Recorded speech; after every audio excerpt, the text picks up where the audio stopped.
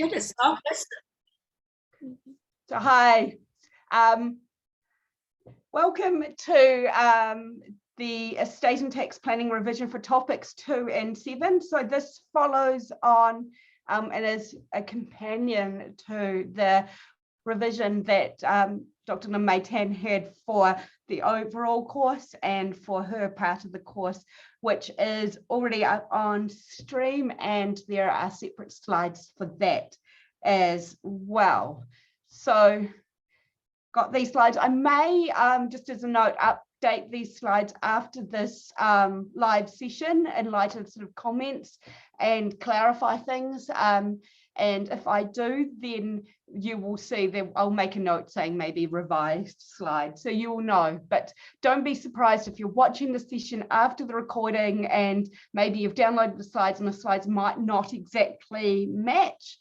That's because the slides will have been updated to address any concerns or queries. Okay. So just taking from what this is the same sort of setup or summary that Dr. Tan used in her session yesterday, and in terms of the format and the 5 sections and how that is broken down.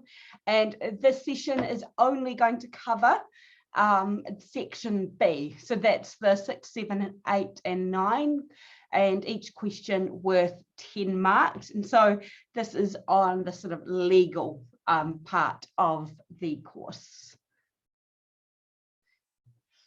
Yeah, and this is just to make sure that when you're looking at this, that these slides refer only to section B of the exam, and that includes things like just hints and tips on how to answer exam questions. I have had a look at Lynn May's slides and a bit of a sort of view of her recording. I don't think we're that much different in the way that you will need to answer questions, and that there are important things like you can't just provide, you know, an answer. You will need to provide reasons. So I'm aware that in, for example, in section A of the exam, which I'm of course not setting, you will have, you know, true false questions, but you can't just say true false, you need to provide your reasons.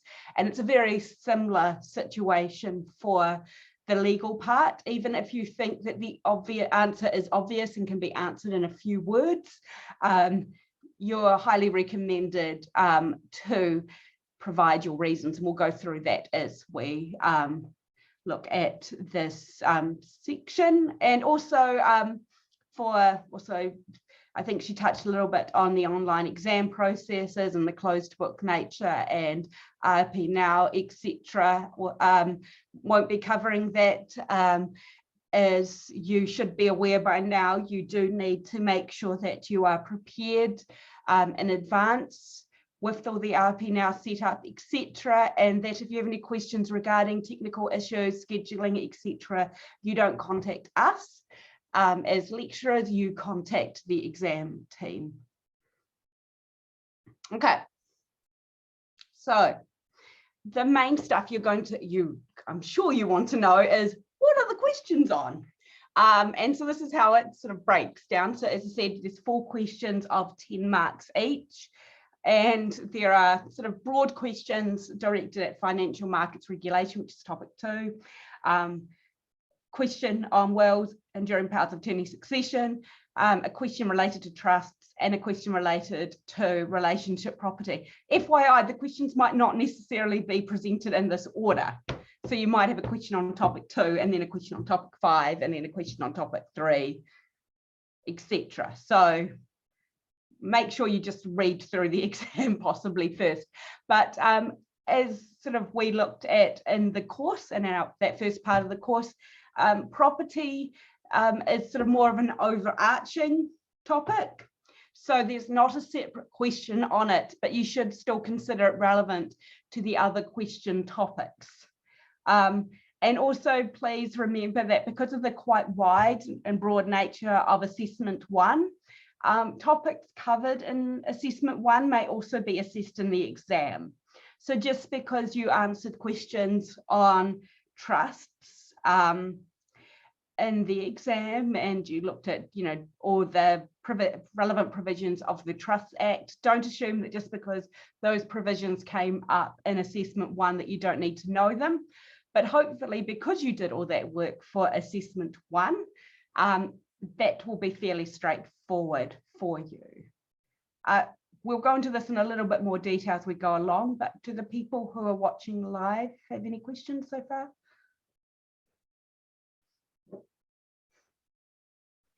Nothing yet. Nothing yet? Okay, cool. So remember that there are topic outcomes that are set in your study guide. Have a look at those. They are really helpful.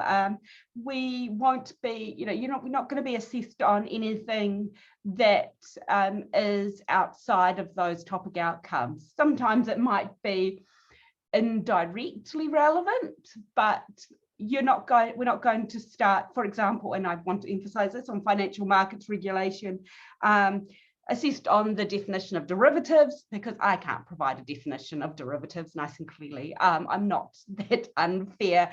And remembering that because this is a closed book exam, not expecting you to be able to recite, provisions, chapter and verse, word for word, as we'll look on, and there's a slide that states this. My main sort of aim is to make sure that you can demonstrate a sound understanding of these. And for example, as we were just discussing before this recording started, in real life, if you know the general sort of tenor or purpose of a piece of legislation or a case, then that's a really good jumping off point, and you can go and Google or check your case, textbook, etc., to make sure that you are on the right track, and then to confirm it in real life. Okay, so there are four questions, 10 marks each. 2 questions are sort of short answer sort of essays on a legal topic, and we'll look at what that sort of means in a sample question further along. And 2 questions involve reading a fact scenario and then answering questions about how the law might apply to that fact scenario. Remember that you need to read the question carefully. You're not going to get high marks just for repeating everything you know about the topic.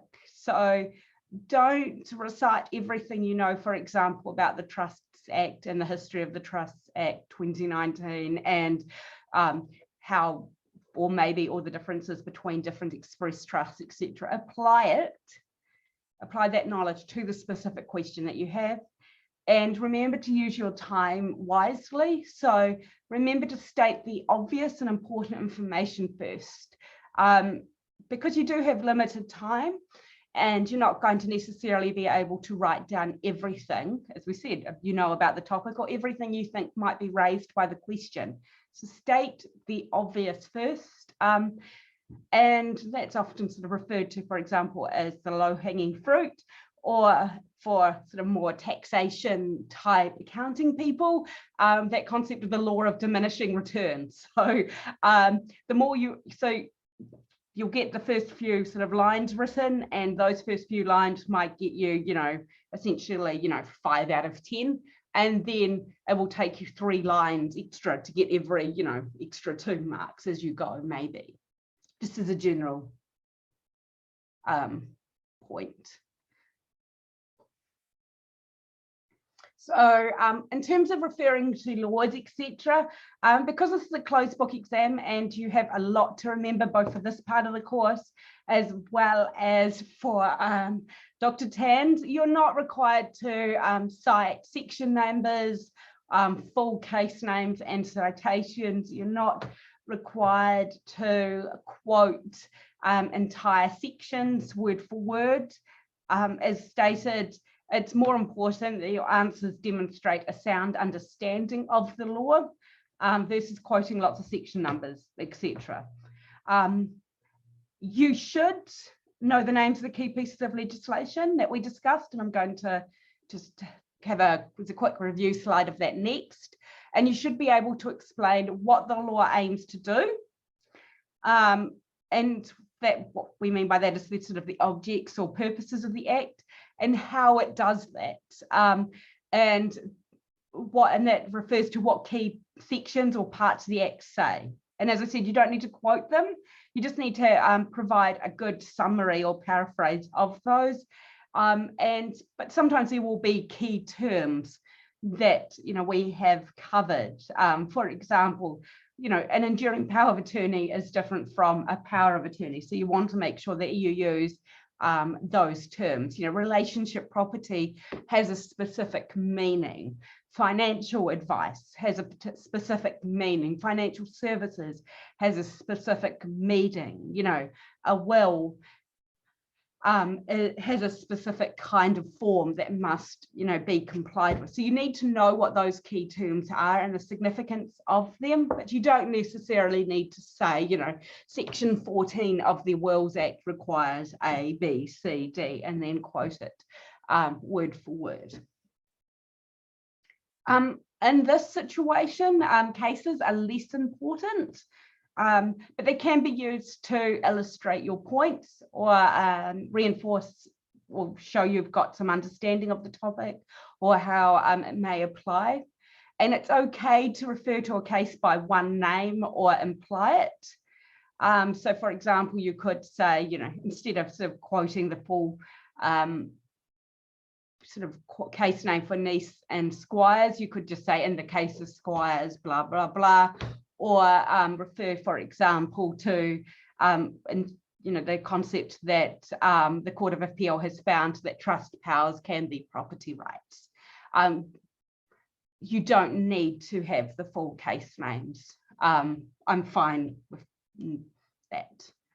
And you're not going to be marked down. In fact, if you find an opportunity to refer to a relevant case and are able to remember it, then it's probably going to be a bonus, but the key point there is relevance. So don't just say, oh, we're talking about a trust question, so I'll just refer to the one trust case I have remembered, even if it is not directly relevant. Sometimes what you have chosen not to refer to is just as important as what you have chosen to refer to. And so these are just key pieces of legislation. And just a bit of a hint, so particularly regarding topic 3, you don't need to know, as we said, the entirety of the Wills Act. I'm mainly just relating to things like validity of wills. FYI, just because I've listed these doesn't mean there will be a specific question on each of them. It's just helping you to narrow down your focus. But yeah, so protection of personal property rights relating to enduring powers of attorney, the Administration Act regarding the rules of intestacy, the Family Protection Act, general principles. There's no real specific legislation I want you or require you to remember for the property law. Of course, we looked at, the Property Law Act, Land Transfer Act, etc., but don't worry too much about that. The Trusts Act 2019 and the Property Relations Act, etc. In light of the stuff that we covered, particularly the stuff that is in the topic notes, not necessarily everything that is in the additional readings, because I do know some of the additional readings are quite long. Does anyone have any additional questions or queries so far?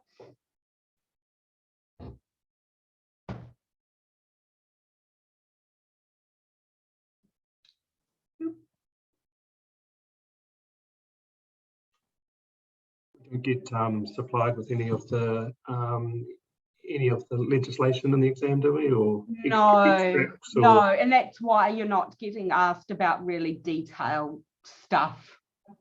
Yeah. You can just say Wills Act or 3PNR Act or whatever.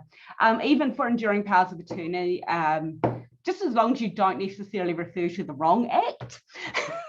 In light of it, but if you're just saying what are the key pieces of legislation that I should focus on, these are it. You should definitely, particularly topics 2, 4, 5, and 6, they were quite legislation based, but again, you're not required to cite sections. Part of the reason that you're not given these is just when the uploading and downloading. I know you've given some things for the tax part of the assessment, but it's more just get quite cumbersome in terms of working within that closed book scenario in terms of what we can and cannot provide you. But that's also why I'm not going to, expect you to quote things chapter and verse. Thanks. Because that wouldn't be fair, and that's not how my brain works either. Okay. Answer, length, and structure. So this is a common question, and people are like, how long do I need to write to get, a full 10 marks out of 10? There's no right answer to that. And I know that's really, really frustrating. It's definitely more than a sentence for 10 marks. But some people can fill in quite a bit in one sentence, while some people might take, twice as long or 10 times as many words to say exactly the same thing.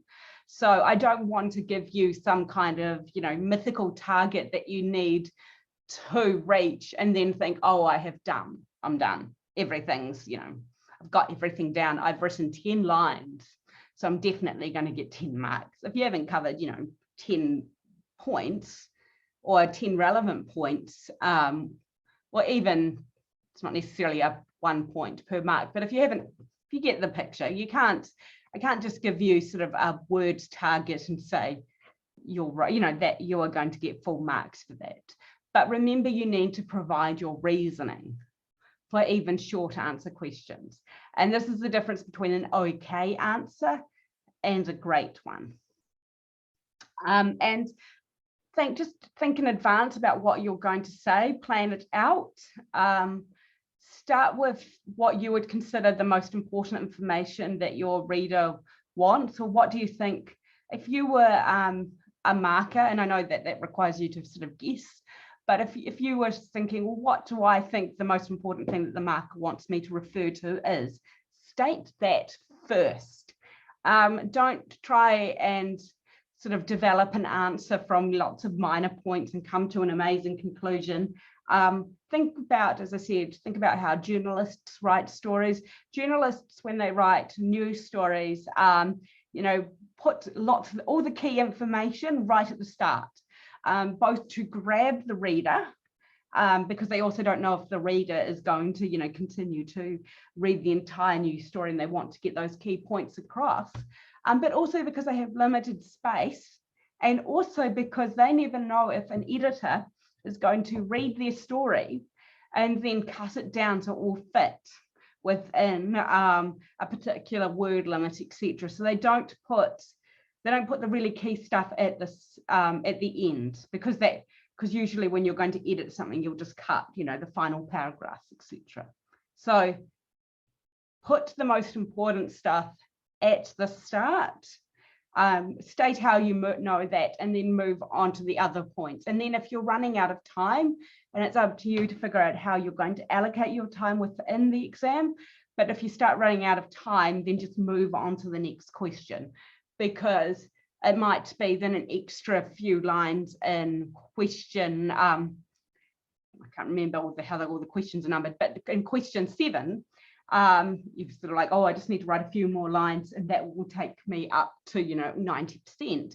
But if you run out of time and then don't get on to question 10, you're not going to get any marks for question 10. So it's not really a good strategic decision. Just pulling things back, we won't necessarily go through these topic by topic, but I thought it might be helpful, just some of these basic sort of slides that were used in earlier sessions can be helpful just as summaries of general principles, and then you can develop your study and revision from that. So when you're looking at, for example, sort of topic 3 on wills and succession, and also this links through to things like relationship property, and also linking through to how the property topic sort of might not be separately assessed, but is relevant to how these topics all work together. a summary like this can be quite helpful. And if you think that you could write an extended answer on the basis of these, then you're probably quite on the good track to start with. Any question? Does anyone have any questions on the sort of succession and wills type thing from their initial study?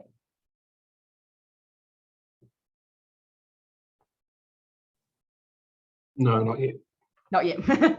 Remember, you can continue to get in contact with me, via that personal, via the communication forums, and I will do my best to get back to you. And you can also, if you attempt some of the questions, send, and then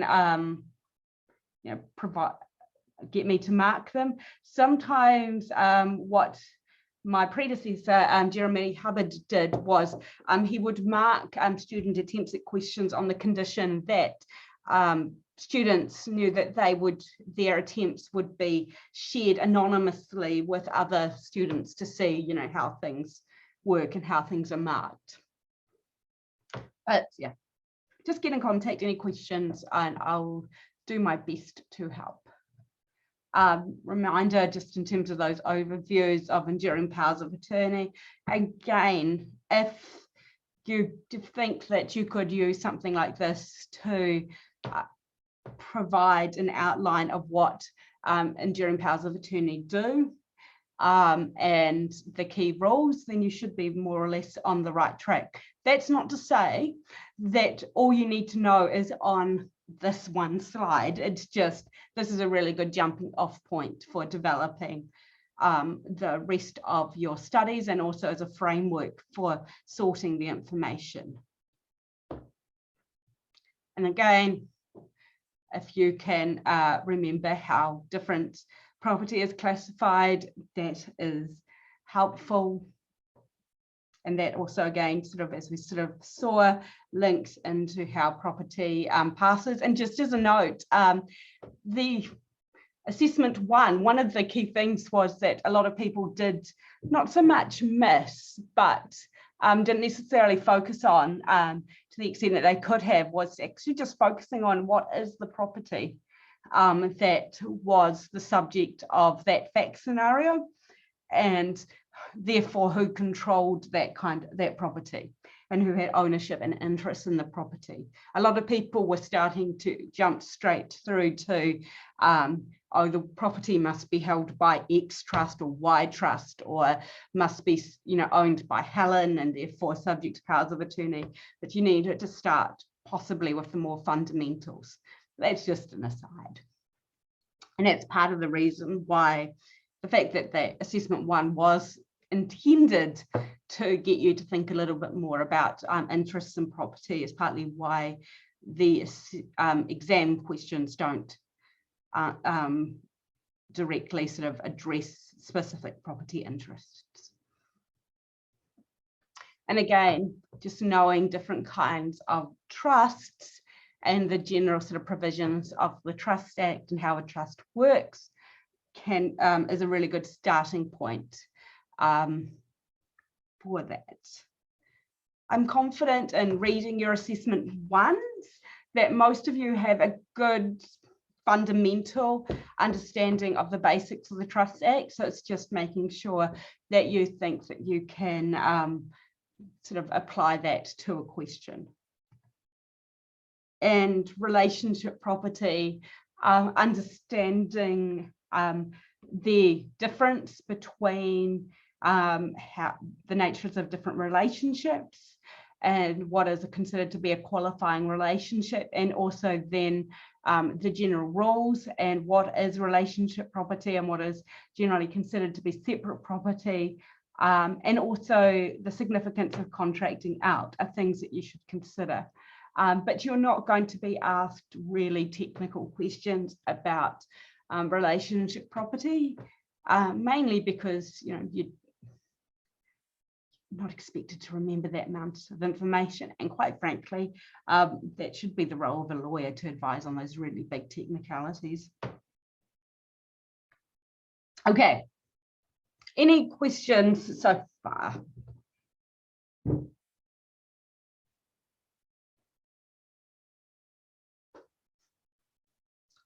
You? No, nothing from me yet. No. Okay. So, as you will see, and I believe, oh, question in the chat. Nope. So as you will see, I believe Dr. Tan has put up at least I think it's the last year's exam with markers notes.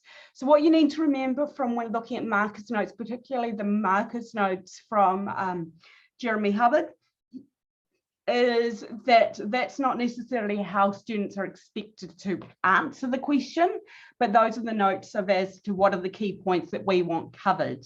And as you will see, because we look at the markers notes in relating to the sample question for 2020, it may not necessarily be as helpful as you would expect in terms of, so what would be, passing question versus, question that got high marks. But it's a really good starting point, and it can help you sort of figure out how you've gone.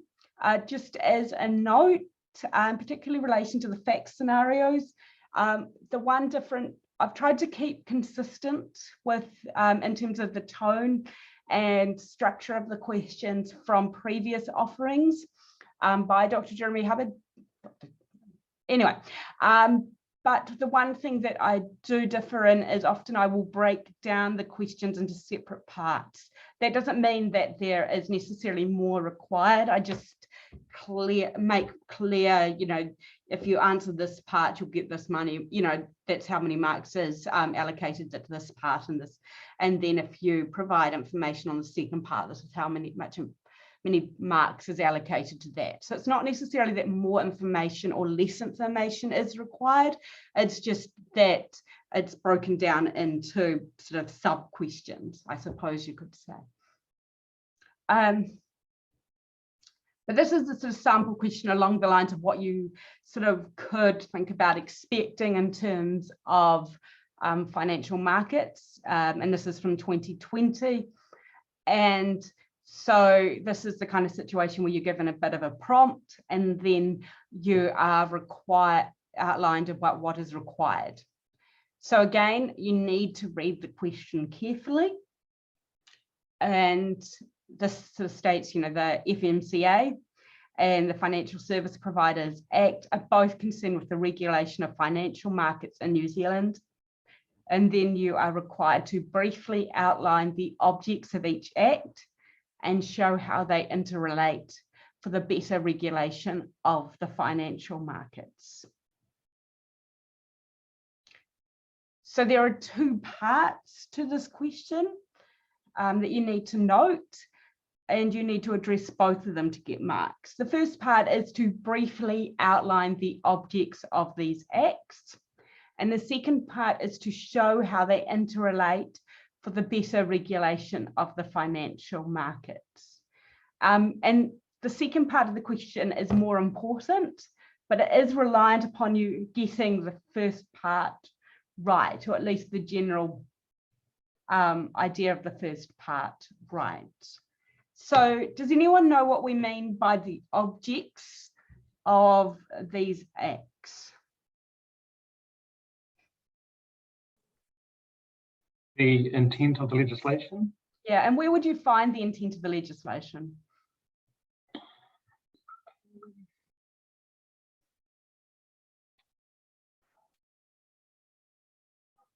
At the top of the legislation where the outline is. I can't remember, it's usually a section, but after, like the long title or the, there's it usually used to be an long section in the titles. act. It used to be called long titles, but yeah, there's purposes and object sections. So they will be given various different names, but we have, and particularly you'll find them on the slides and in the notes. The starting point is usually, outlining those objects, but as also indicated by Paul and Alice, you'll also sort of get an idea of, what the aim of the act is by just looking at how the sections are divided out, and what sort of part, whether or not they're allocated different parts which have different intentions.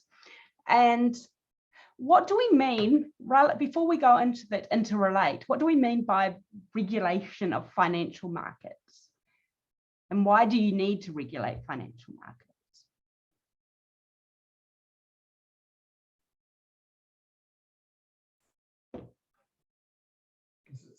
To create a framework for the sort of the control of the financial markets, and that is sort of the operative part of the legislation. It's the sort of the regulations is the sort of working piece of the law.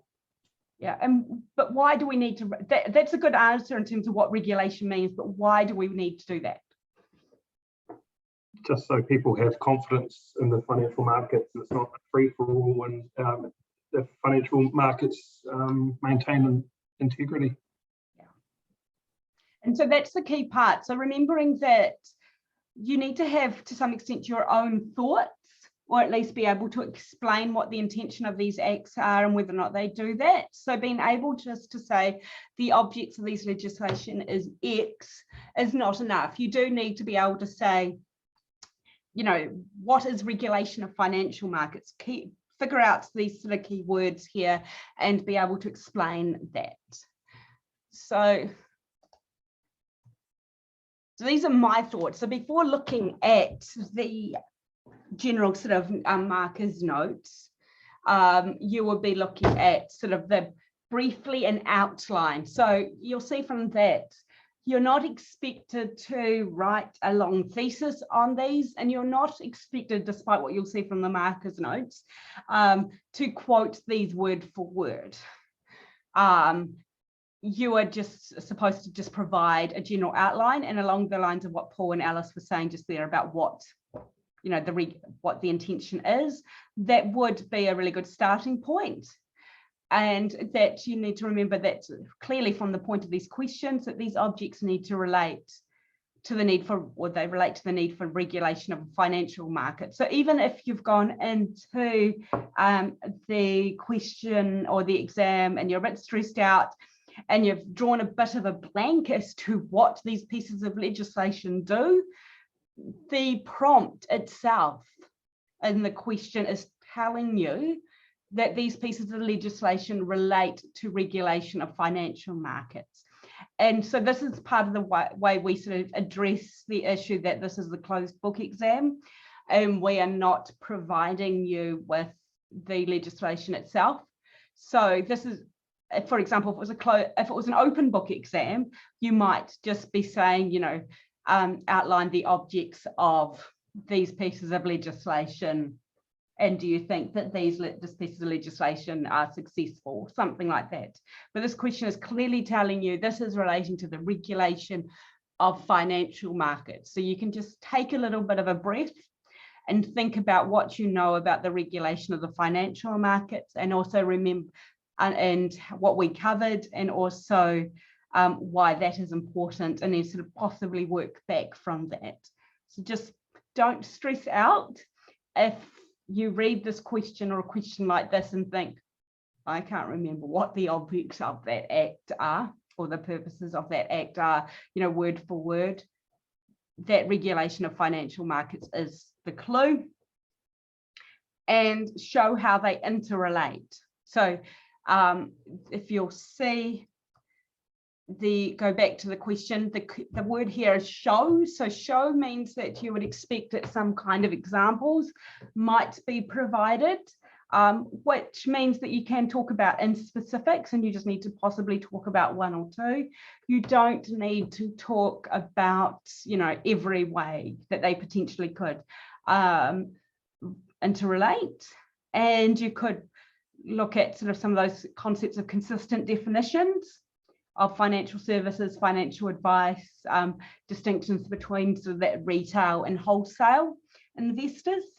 You could look at about overlaps about, for example, about that focus on the availability of information. So there is some consistency there.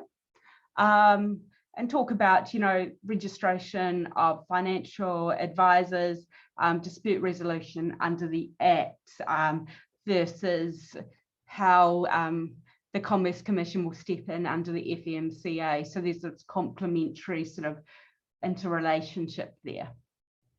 So remember that regulation is a bit of a jigsaw puzzle. It can get quite complex, but the intention is that if there are gaps in one sort of piece of regulation, that you'll try and sort of fit it in or address those gaps in another piece of legislation, which might be more tailored or specific to a particular industry or the needs of a particular group.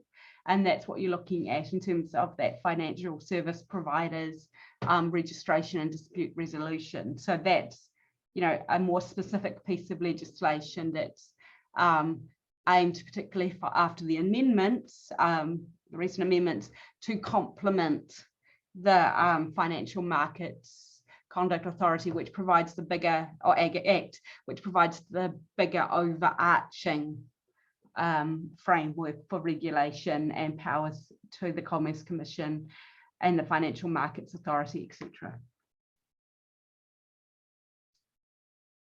So, for example, if we just look then at the answer note, you'll see why it might be a little bit overwhelming to look at the answer notes, because it just sort of provides sort of a quote, a full quote of the purposes of the pieces of legislation, and then says any reasonable linking of the purposes, preferably with examples, would be accepted. And you read it and you go, what is a reasonable linking? But essentially, it's along the lines of what we discussed. And as you can see, essentially the FMCA and the FSPA Act have exactly the same purposes. So that would be your starting point.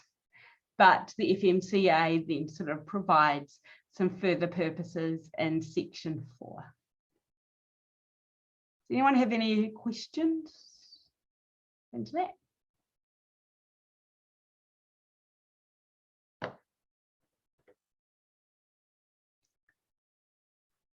No, that sounds good to me. Yeah. Or it makes sense. Yeah. Okay. Okay. So relationship property. I was going to, we didn't really have a workshop or example on relationship property. So I thought in terms of sort of sample questions, because just as a hint, the direction of the sample question, the question for relationship property is a little different than is in some of the previous exams. And so just seeing an example of how this might work out. And FYI, you are not expected to have fancy tables, despite the fact that I'm sure that because you're all many of you have accounting backgrounds, etc., you could provide me with fancy tables and formatting. Not expected to do so. This is just for the purpose of illustration. But so for the purpose of this example, we've got Todd and Julian. And they meet in 2017 and they move in together in a house owned by Julian, and they get married in 2019. On the facts, if it doesn't say they've got any children, just assume they have no children. Okay, so don't read in additional facts that are going to make the situation more complex for you. The relationship began when Todd was 23 and had just begun a career as an accountant. And Julian was 31 when the relationship began, with an established career. So you can see that, and again, don't read in more facts. So if we don't tell you about other, you know, possible assets that you think he may or may have, for example, I haven't said, like, I did think about including it, but it got more complex. Don't say like Todd's got $750 in his bank account. So don't worry about it. Just guess and you know, see that Todd came to this relationship with only about $7,000 worth of stuff, kind of broke, and a $45,000 student loan. Julian, as we can see at the beginning of this relationship, he has a car, he has KiwiSaver, he has a sneaker collection, and he has a house, which is at that point in time we've got an RV of $400,000, and he's got a home loan of $320,000. But this is the home that is moved into by Todd. And so Todd and Julian have just separated, so it's 2022, and Todd requires advice on the division of the relationship property. And as at the date of separation, Todd and Julian had the following assets and liabilities. And for the purposes of this question, there are no other relevant assets or liabilities, and there are no interests in trusts or other asset holding structures. Those points are just made so you don't start overcomplicating this and overthinking it and think, well, what happens if, you know, maybe Todd doesn't have a lot of stuff, but his parents have a family trust that may have been supporting him. Don't worry about any of this. All the facts are provided that you need to base it on. And then you're asked to identify what is relationship and separate property and provide a broad calculation of the value of the relationship property. The key word here is broad. It's just the sort of back of the envelope type calculations that you might make when you sort of first meet a client and you say, well, this is subject to, you know, getting a valuer in or getting an actuary in, etc. So I'll give you a few seconds, and I realize it's a little bit small, to have a read of that property and liabilities.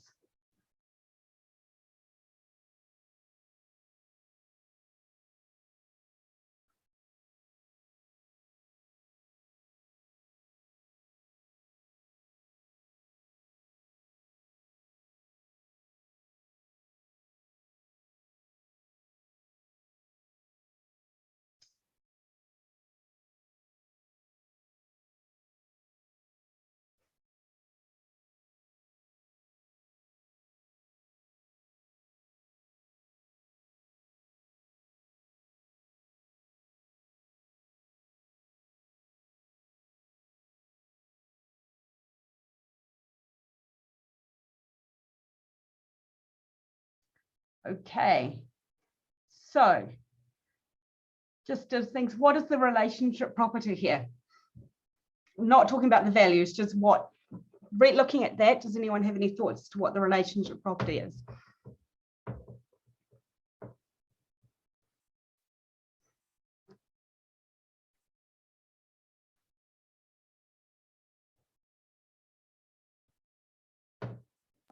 Well, I'd start by saying that I think the first car is relationship property due to when it's bought, and the note around it saying that it's like the main vehicle, so it's like a joint use. It appears that the money probably came jointly. It doesn't really say, but yeah, well, we remember it's for that personal and household use. Remember, motor vehicles come under that kind of chattels and personal household use. So yeah, it's shared. So yeah, I would agree. Anything else? The other whereas with Todd's car, that's a little bit different because it appears that it's only Todd's, and it was paid for with money that was outside of the relationship. Mm-hmm. So I wouldn't consider that to be relationship property on the facts. Agreed. Anyone else? What other sort of relationship property do we have? The joint bank account, 25K.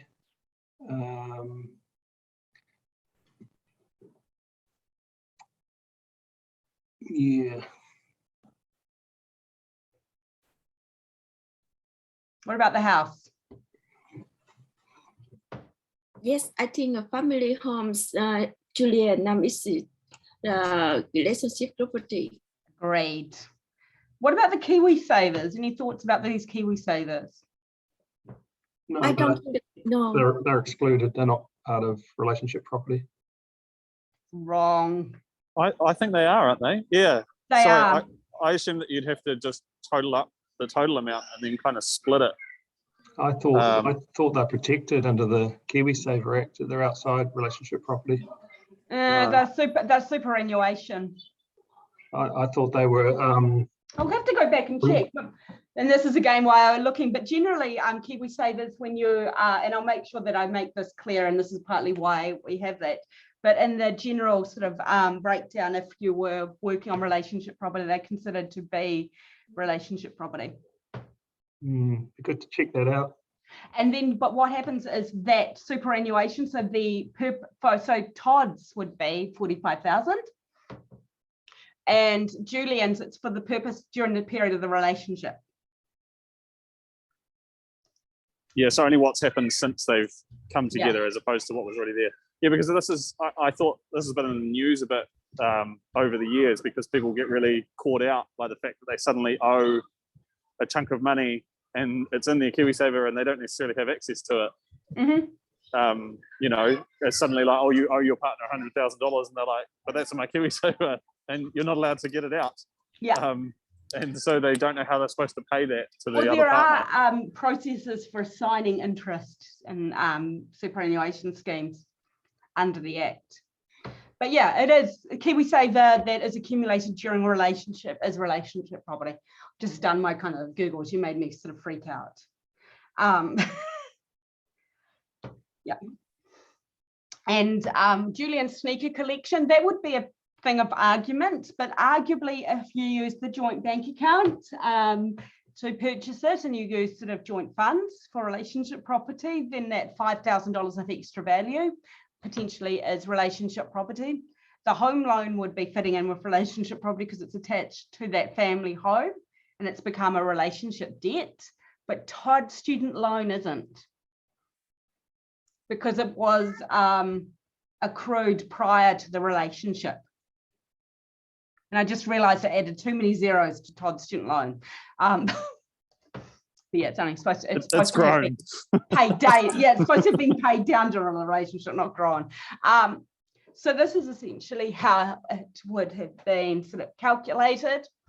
So again, the sort of definition of relationship property and separate property. So you've got, and again, you could argue about the sneaker collection. If it wasn't a question, I would probably take whatever argument you wanted to make. KiwiSaver, you'll be looking very complicated sort of actuarial sort of thing. So on the back of the envelope, you'd say, look, it's increased by 60K during the relationship. And that 60K would be covered. But in practice, you'd start getting actuaries in because it's all about how compound interest, etc., has added on to. Yeah, I was going to say, how did that 60K come about? It's not paid in. Some of it's from money that was already there. Blah blah blah. Yeah. Yeah. But you're not looking for that. You're not looking for that. No, you just do a bit of a rough guide and say, yeah, it's increased in value. That increase in value. Started in the relationship you're using. We're just going to use very basic. Again, this is back of the envelope. RV for the house. So it has increased in value. It's become the family home and the home loan has been paid down. And unless the facts, we're assuming there's no contracting out agreement, etc. But you can see here, so we've got just over 1 million of relationship property assets. And then by the time you take off the home loan, you've got $790,000. And then when you divide that between two, each partner is going to be entitled to $395,000 worth of value. Again, if you're an accountant, you probably would set this up in a slightly different way. Not an accountant, but hopefully that sort of makes. Well, it's nice and straightforward.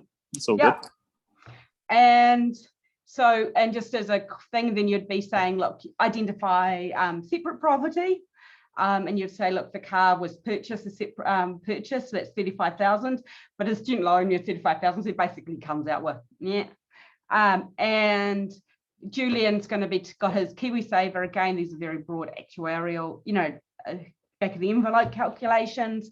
$65,000 there, and he's got his pre-relationship sneaker collection of about $15,000. I've seen that sneakers can be quite expensive. Decided I'd try to figure something like that. If this is an art collection or anything like that. And just in this, you're not going to be asked to do this, but this is, for example, if you would say, look, what would happen if, for example, Julian wanted to stay in that home and he wanted to keep the home, and on the facts, it's more likely that Julian has, for example, the amount of money to service a mortgage. And his name is already, on the mortgage with the bank. So he would essentially need to pay, if you look at those sort of sums, he would need to pay Todd, $325,000. I don't know if that makes sense there, but that's how it all Yeah. would sort of balance out. I don't know. I thought possibly because we looked a lot at sort of classification of relationship property, and you do need to be familiar with this. But because you generally, I'm making a broad assumption here, many of the people who are taking this course are quite numbers people and want to see, you know, well, what actually does that mean for people, you know, when you're in terms of the financial sort of implications of that and how is that calculated out. I thought this might be a bit quite interesting. And this is a really, really oversimplified example. And again, I think you could argue a bit about the sneaker collection. You might have arguments, for example, about family home valuations. You generally wouldn't be using the RV, you'd be sending valuers through. And I keep adding extra zeros at the end of the 40,000s, but anyway. You were in terms, you know, all those joint bank accounts, etc., etc. So a lot can turn on valuations, but those are the general principles. You separate out what is the relationship property, what is the separate property. You get some valuations. You do need to remember that yes, KiwiSaver, etc., is relationship property. What that means is people have an interest in it, but they don't own it. They can't go to the KiwiSaver provider and say, you know, my ex has this amount in the KiwiSaver, you must, you know, give it to me. But for example, we had, when in my last job, we had a person who was working for the Defence Force, and he was relatively senior, and FYI, Defence Force superannuation schemes are actually quite generous. And so he had quite a good super scheme, and it was agreed that as part of the relationship property division with his then ex, that as part of the value of that scheme or the interest in that scheme would be assigned to her. And so you got a relationship property agreement signed, and then you had to go to the family court and get court orders to confirm and direct that the superannuation providers transfer the relative interests through. And then once you have that court order, you then present that to the superannuation provider. So it's a bit of a headache, but it can be done. And there are specific provisions within the Property Relationships Act to address that. Things like life insurance, all those kind of things can get quite interesting in terms of inclusion in these. Yeah, we're not trying to get down into the weeds, it's just the general principles. So that is the most part of what I wanted to cover. Does anyone else have any sort of obvious big questions? Sorry, Just in terms of that, the loan to Julian, was it? The house loan is. That would then generally, it's just as a matter of general principle, because it becomes family and relationship property, and usually relationship property is going to have serviced that loan, and it's Right. been used to service something that is, you know, a benefit. Yeah. To the parties. So it's become a relationship debt in the same way. Even though Julian is the borrower and personally liable for that debt, all of a sudden it becomes joint and severally liable. Yeah, well, not liable to the bank. No. It's No. interest in the loan. Yeah. So it's basically saying, you know, and you'd think about this, it wouldn't make sense that that Todd could now have an interest in the family home of $850,000, but when you divide up the relationship property, that home loan is purely going to be slated to Julian without any sort of division to Todd. Yes, yeah. Through the period of the relationship, I guess the calculation is how much debt was involved during the period of the relationship. Not necessarily, like for that home loan, no. Okay. If there had been additional borrowing on that loan, all those kind of things could be added in. The home loan is slightly different from other debts, but really remember, if it's the relationship debt and it's been used for the purpose of the relationship, it doesn't really matter whose name is attached to it. And that's just, I think, the important point to remember. And this is why we're just keeping in that sort of concept of property and what we mean by interests in property versus ownership. Yeah. So, like for the family home, it's Julian's name is on the family home.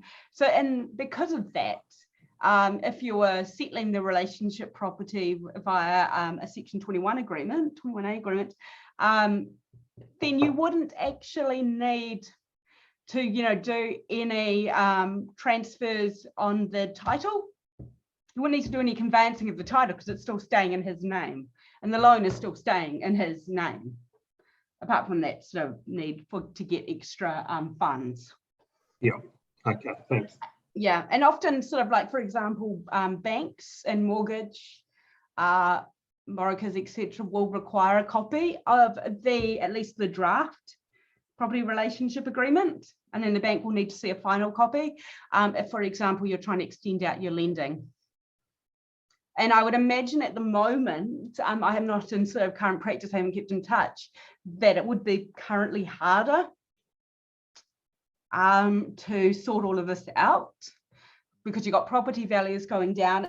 It's harder to get a loan, and if only one person wants to stay and you both purchased a house together, and you purchase the house using joint incomes, that's going to be a really difficult sort of situation, because if you're going down to one single income to service a loan, and not only you servicing a loan, but you have to pay the other partner out,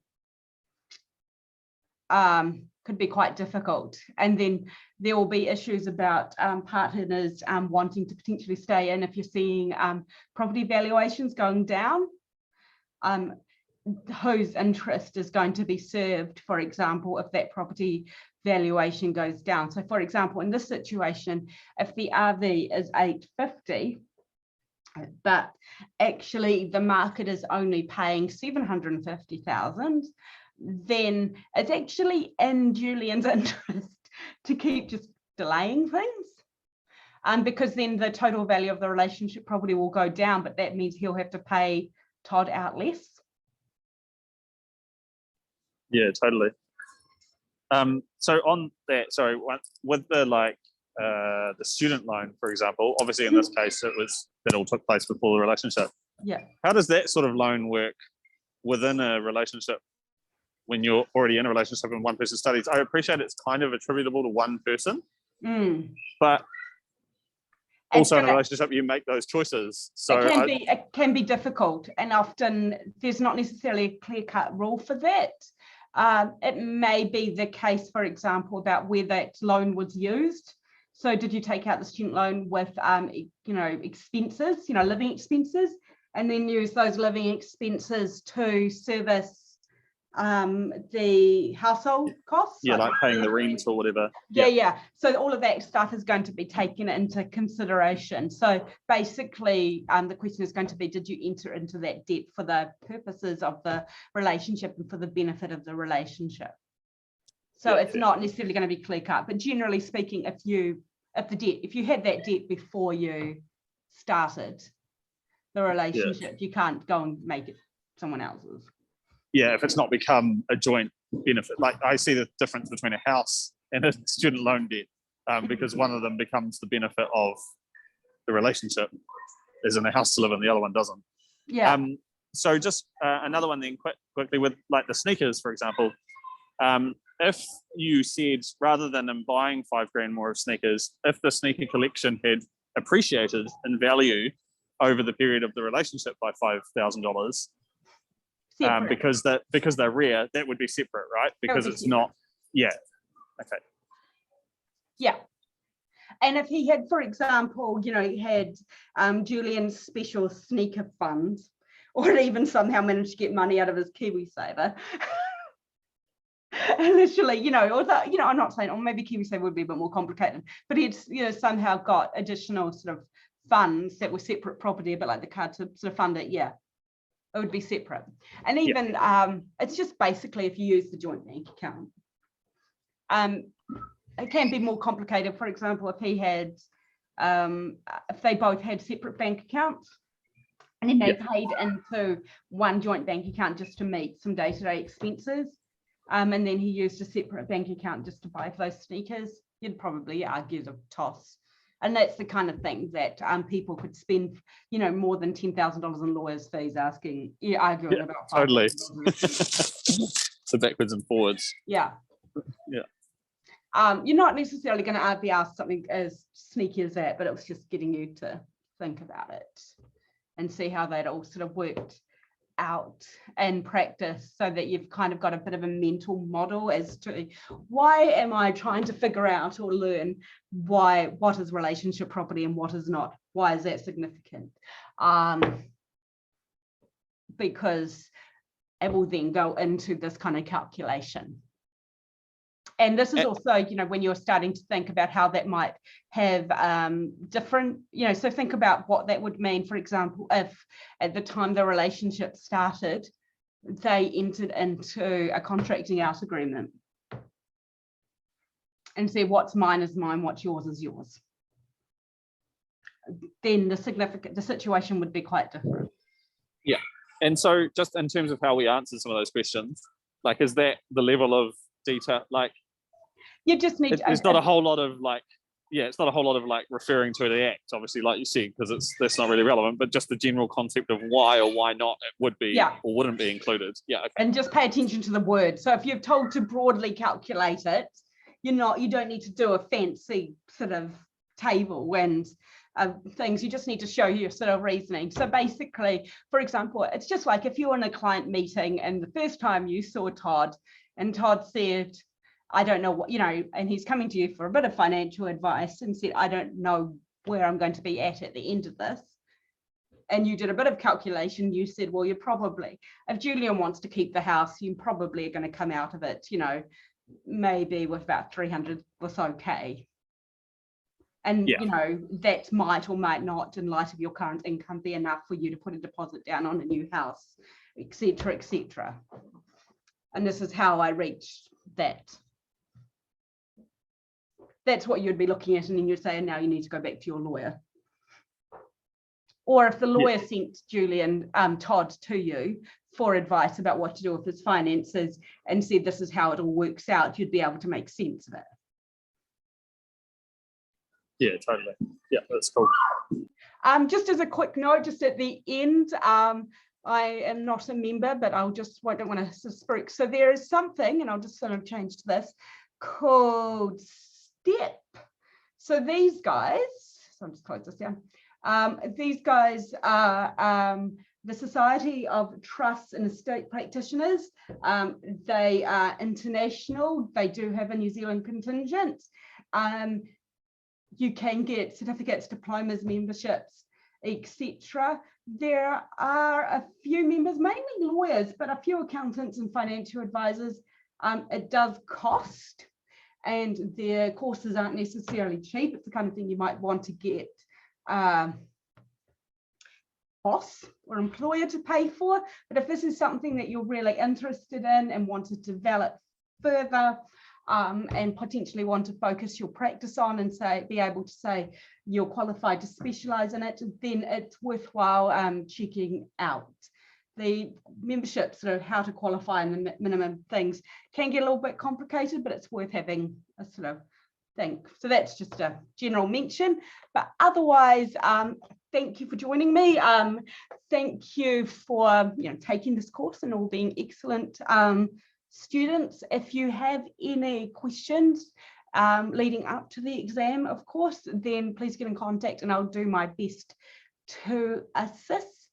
And otherwise, I wish you all the best of luck with everything. Awesome. Thank you so much. Thanks, Michelle.